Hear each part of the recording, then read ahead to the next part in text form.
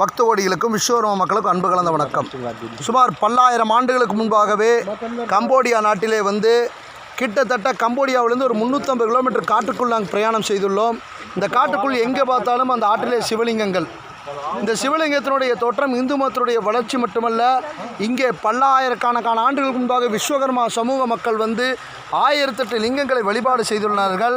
1008 லிங்கங்களை இந்து மதத்தினுடைய வளர்ச்சியாக இந்த ஒரே பாறையில் 1008 லிங்கங்கள் இன்று சிறப்பான பூஜை.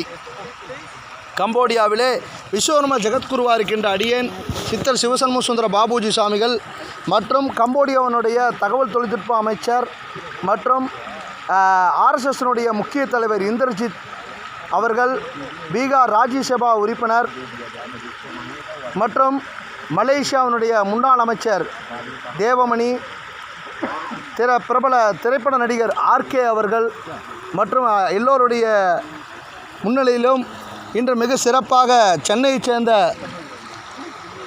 பிராமணர்கள் அவர்கள் சுமார் சிவாச்சாரியா அவர்கள் சிறப்பான வழிபாடுகளை செய்து இன்று சிறந்த பூஜைகளை செய்தார்கள். 1008 சகஸ்திரலிங்க பூஜை, ருத்ர பூஜை, ருத்ர மந்திரங்களும் சிறப்பாக ஓதப்பட்டன. இன்று சிறப்பான கலச பூஜை செய்யப்பட்டுள்ளது. இந்த நல்லதொரு நிகழ்வுகளை கம்போடியாவில் திரு குமரன் சுவாமிகள் அவர்கள் ஏற்பாடு செய்திருக்கின்றார்கள். எல்லோரும் இந்த விழாவுக்கு வந்திருக்கார்கள். ஓம் சக்தி.